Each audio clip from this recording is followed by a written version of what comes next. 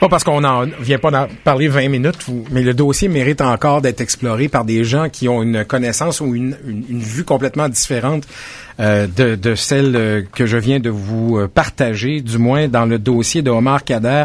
Quand même qu'on en parlerait encore un peu, je peux vous annoncer qu'il y a bien des gens qui le digère de travers ce règlement-là, le règlement auquel, qui nous aura été annoncé par Justin Trudeau alors qu'il était à l'étranger. Ça aussi, ça a froissé des gens, soit dit en passant, le fait qu'il ait attendu d'être au G20 pour en parler. Frédéric Bérard est au bout du fil. Il est docteur en droit. C'est un collaborateur que vous avez probablement vu à LCN avec moi de temps en temps chez Denis Lévesque. En tout cas, on s'est coltaillé une couple de fois. Monsieur Bérard est au bout du fil. Monsieur Bérard, bonjour. Monsieur Bérard, êtes-vous encore présent? Oui, salut Martin. Je t'entends assez mal, en fait. J'entendais bien les nouvelles, mais là, je t'entends mal quand tu me parles. Bon, écoute, on va essayer de faire quelque chose pour... Est-ce que c'est mieux, ça? J'entends tout maintenant. J'ai pas entendu ton introduction, par contre. OK. Ben, c'était une introduction qui était fort... qui louangeait, puis qui était vraiment têteuse. En fait, c'était mon 30 secondes têteux de l'émission, mais là, c'est passé. Il va falloir s'en priver. Ben écoute, est-ce que si c'est par rapport à moi, c'est peut-être mieux que je l'ai pas entendu. C'est ça que tu es en train de me dire? C'est ça, exactement, oui, exactement. Écoute, on s'en reprendra. On s'en reprendra, Frédéric, c'est bon, excellent. Non, je faisais simplement dire aux gens que tu étais docteur en droit puis qu'on s'était croisés à quelques reprises sur les ondes de LCN. Juste pour qu'on replace le personnage. Je parlais de Omar Khadr. On en a discuté avec les collègues il y a quelques instants autour de table.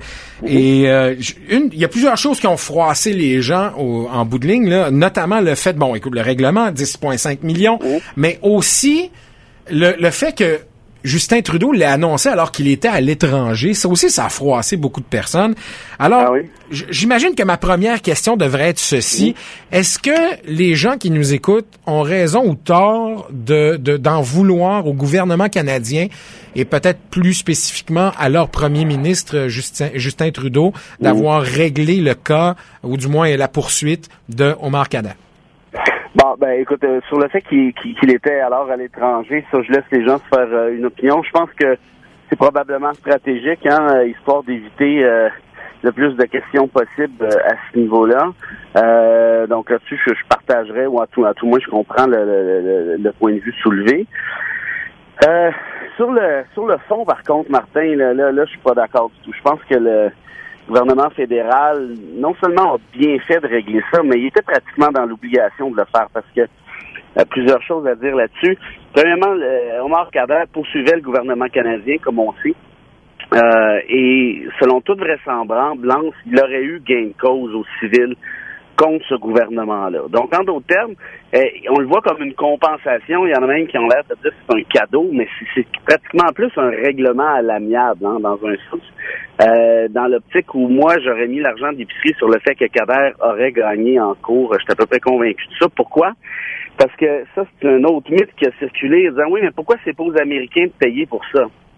Évidemment, les Américains sont au bâton, passe-moi l'expression, mais le gouvernement du Canada aussi. Pourquoi? Parce que c'est lui qui avait envoyé les agents du SCRS, un service canadien des renseignements secrets, interroger Khadr sous torture, lui soutirer des aveux sous torture, et la Cour suprême du Canada a donc, à ce moment-là, puisque c'était des agents canadiens, a pu intervenir, et elle a été ultra sévère envers le gouvernement du Canada en disant qu'on avait violé le droit à la liberté, le droit à la sécurité de Khadr, que ça contrevenait à ses droits constitutionnels, que ce jeune-là a été interrogé sous torture, sans avocat, qu'on violait les droits de la Convention, pour pas dire nul. Là. Mais là, j'ai lu les réactions de l'ancien premier ministre Stephen Harper, qui a été très sévère à l'endroit du gouvernement libéral. Bon, sur le plan de la partisanerie, je me doutais bien, mais au-delà de la partisanerie, je veux dire, Stephen Harper est pas un innocent, là, c'est un gars intelligent, puis après avoir été à la tête du gouvernement fédéral et avoir été à la tête du gouvernement qui, à un moment donné, a décidé de serrer la vis puis qui a mis fin aux procédures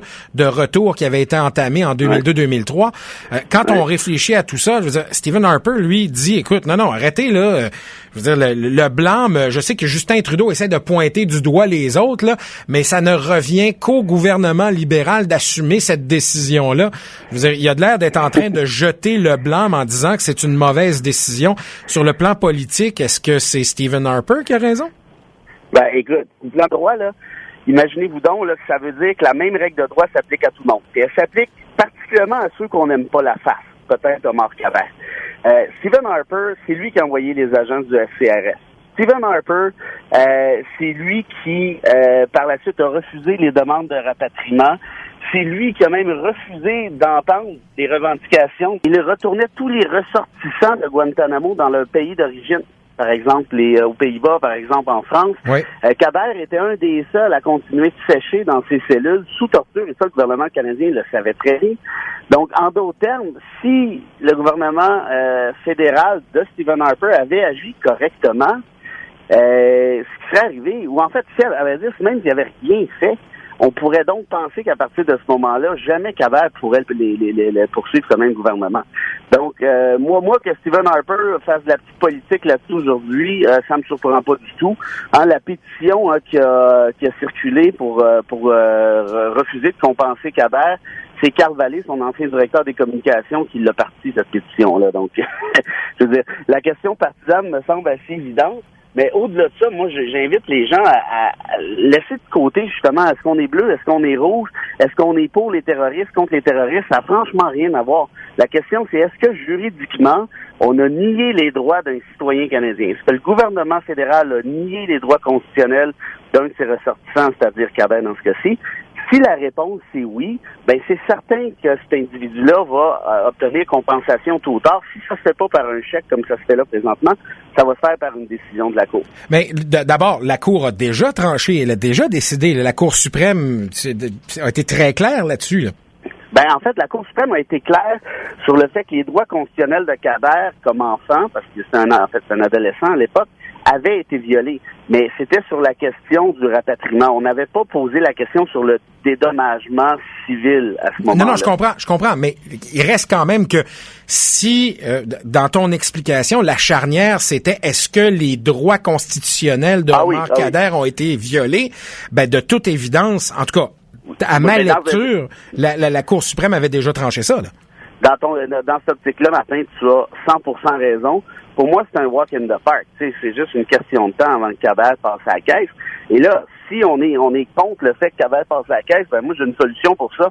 C'est arrêtons de violer les droits constitutionnels des citoyens canadiens, puis il n'y en aura pas de problème essentiellement là. Tout à l'heure, je donnais comme exemple, si c'était arrivé dans le cas, par exemple, d'un adolescent qui, toute son enfance, avait été entraîné vers la commission d'actes violents et éventuellement vers des meurtres par son père. Est-ce qu'on blâmerait un adolescent de 15 ans d'avoir tué du monde, ou est-ce qu'on blâmerait le père de l'avoir entraîné dans un gouffre ou dans un... Ben écoute, encore là, tu as parfaitement raison. Je veux dire, puis moi, ce qui me fâche là-dedans, c'est que je pense qu'il y a une espèce de mécompréhension dans un sens de ce qui s'est réellement produit.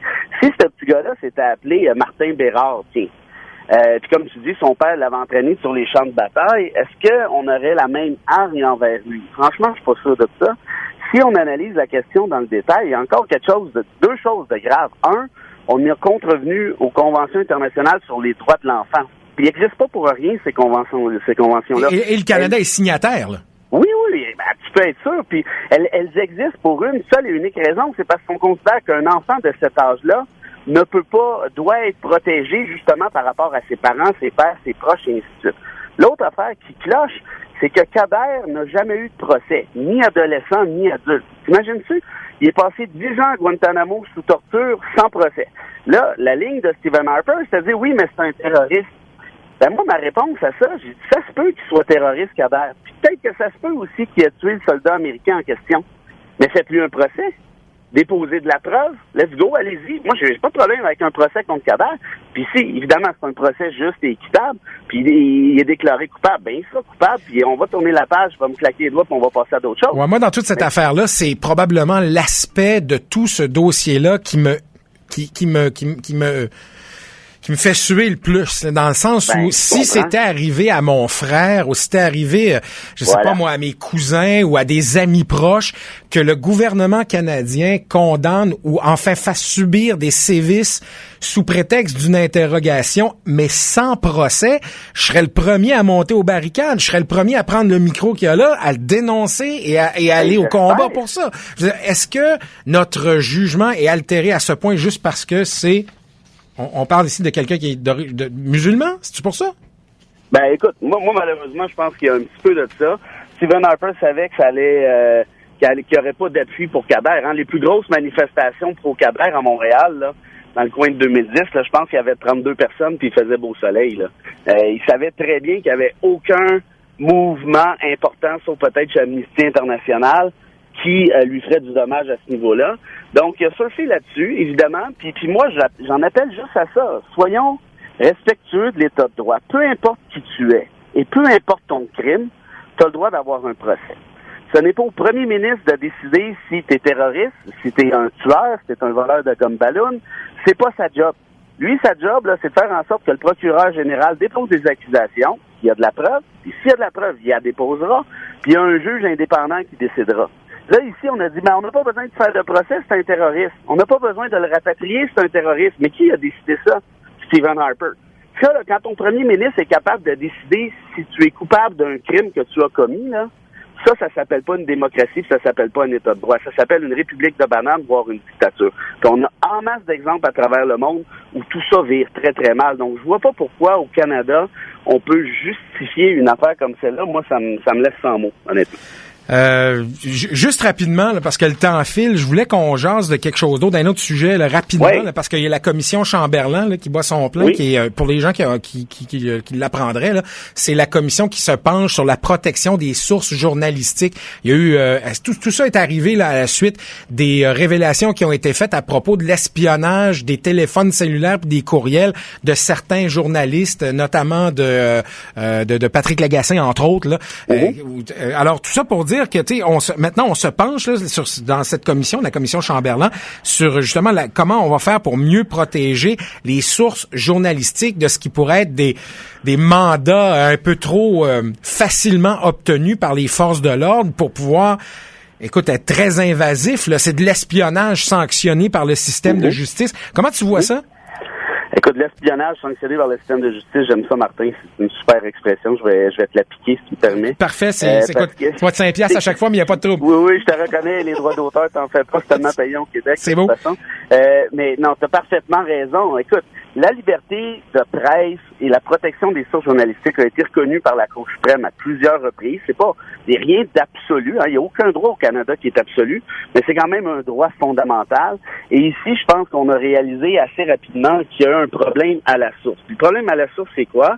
C'est que tu as un juge qui est là, qui entend des policiers débarquer avec un affidavit souvent tout croche, avec des semi-vérités ou parfois avec des mensonges tout court. Et là, tu as cette espèce de juge-là, lui, ce qu'on appelle un juge de paix, qui, passe-moi l'expression, n'est pas tout à fait un vrai juge au sens formel du terme. Lui est obligé d'entendre ça, prendre certaines choses pour acquises et rendre sa décision. Ce qui a amené, écoute, disons-là, c'est de l'espionnage de Lagacé, de Cornéron, il y en a combien d'autres, Marie-Maud Denis, Gravel et compagnie, la liste, il doit en avoir 7, 8, 9, quelque chose comme ça.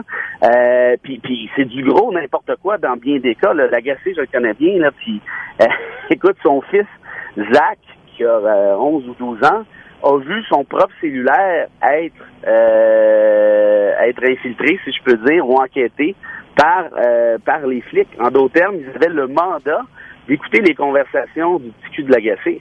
C'est-à-dire, on est rendu loin. Pourquoi? Probablement parce qu'il y avait deux comptes Fido ou Bell ou je sais pas quoi. Mais quand t'es rendu là, ça commence à être grave longtemps. Donc, écoute, tes auditeurs me connaissent pas, ils vont penser que je suis assez frustré puis ils auront raison pour aujourd'hui, mais c'est une autre violation importante de l'état de droit. Quand tu permets à des policiers, judiciairement parlant, d'espionner des journalistes pour un tout, pour un rien, pour rien d'important, de ce que j'ai compris par ailleurs, là, c'est des picadilles, là. Où c'est que tu t'en vas avec ça? Est-ce que tu vis encore dans un état de droit ou tu vis dans une république de bananes? Non, mais fais-toi-en pas, l'excuse facile, ça va être de dire que t'es à Montréal, donc t'es probablement de la gauche du plateau, ça va bien aller. OK, faut qu'on sache pour les prochaines chroniques. Oui, c'est ça, exactement. Je vais te présenter comme ça, tu sais, c'est docteur en droit, mais gauche plateau, mettons. Ouais, ben gauche Villeray, ça m'irait. C'est bon. Merci beaucoup pour ces quelques minutes. Salut tout le monde. Salut, bye. C'était Frédéric Bérard. Donc, comme je vous l'ai dit, docteur en droit, gauche plateau un peu. Mais, non, écoutez, Frédéric, sincèrement, je l'invite, puis parce que je le trouve intelligent, je le trouve raisonné, bien balancé, et je trouvais important d'avoir son point de vue parce que il le dira pas, là, c'est un gars quand même modeste. Et il le dira pas, mais c'est un spécialiste en matière constitutionnelle. Alors, c'est pas innocent, puis je trouvais que son point de vue était important dans le débat qu'on voulait avoir sur la question touchant Omar Khadr. Je sais qu'il y en a beaucoup en ce moment qui ont écouté ça, qui vous êtes pas d'accord avec ce qui vient de se dire. Je le sais que ça heurte, puis je le sais que ça vient froisser des convictions profondes et ancrées chez beaucoup de personnes dans l'auditoire. Et je respecte ça pareil. Je suis pas d'accord, mais je la respecte, votre opinion. Mais c'est important aussi, et ça, je le dirai jamais assez, une de mes grandes idoles sur le plan de la pensée, et Dieu sait que je suis même pas proche de lui, là, c'est Neil deGrasse Tyson, qui est un astrophysicien américain très connu, qui un vulgarisateur scientifique de première. Il écrit beaucoup, il fait des émissions, il a fait une série documentaire qui a été traduite en français dernièrement, ça s'appelle Cosmos, là, entre autres. C'est lui qui anime et qui l'a écrite, cette série-là. Et il a dit quelque chose qui est important de reconnaître. Il dit, c'est OK de changer sa position ou son opinion sur quelque chose quand on est confronté ou exposé à des faits qui nous font douter ou qui font évoluer notre pensée. C'est correct, tu sais. Les gens semblent dire que c'est une mauvaise chose que de changer d'idée. Non. Ma mère me disait tout le temps, il y a juste les fous qui changent pas d'idée. C'est vrai. Ma mère me disait, puis elle a raison. Je disais, tu sais, je suis pas en train de vous dire qu'il faut que vous changiez d'idée. Je suis en train de vous dire, des fois, on voit pas tout ce qu'on appelle le big picture. Là. Se remettre en question. Exactement. Tout le temps. D'ailleurs, c'est la différence.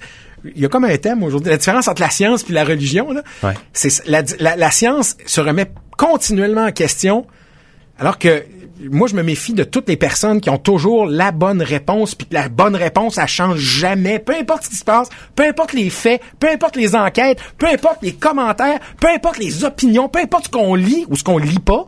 En fait, c'est plus stressant ce qu'on lit pas que ce qu'on lit généralement. Ces personnes-là changent jamais d'opinion. Ça, je me méfie de ça. Comme les personnes qui ont des réponses, toujours des réponses faciles à tout problème, même les plus complexes. Ça aussi, je m'en méfie. 2 secondes pour s'arrêter.